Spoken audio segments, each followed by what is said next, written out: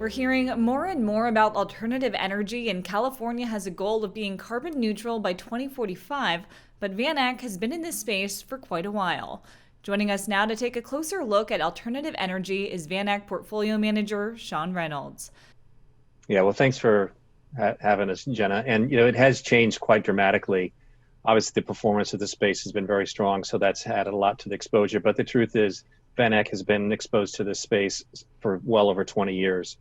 In the early days of solar, we were there in the early days of all sorts of alternative energies, from ethanol to wind or whatever.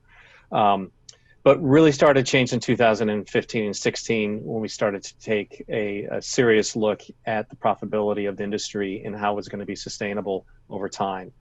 And that's where we established a couple of positions that we still hold today, and have been the foundation of building up off of that space.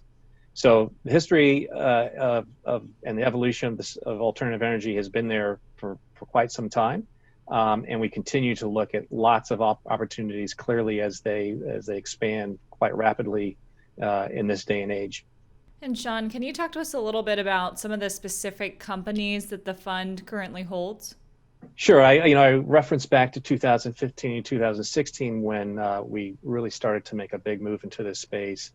And a couple of the names that we entered back then were Sunrun, which is the largest residential rooftop solar developer in the country.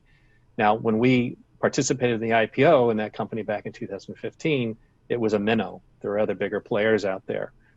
We were not invested in any of those companies, but we loved the business model and the management teams that came out of Sunrun.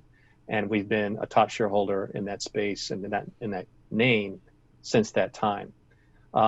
Interestingly, one of the components that goes into a solar panel is a piece of equipment called an inverter, and we invested in the first or second largest inverter manufacturer in the world called SolarEdge, with the same theme. We liked to be part of solar, but we wanted to have professional management. It happens to be an Israeli-based company, but really have a lot of respect for what they've done over the last 5 or 6 years. Interestingly, some of the other names are not as pure play as, say, a solar name or a component name.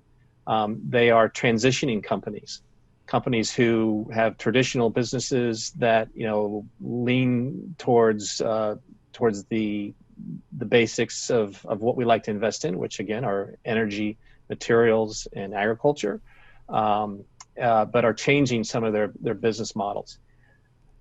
An interesting play on that is called Neste, which is a Finnish company, was a traditional refiner. Actually, it was a diversified industrial for many, many decades, and then became a refiner, oil and gas, and then a number of years ago transitioned into renewable diesel, and that's using used animal fats and other organic materials and creating biodiesel or renewable diesel.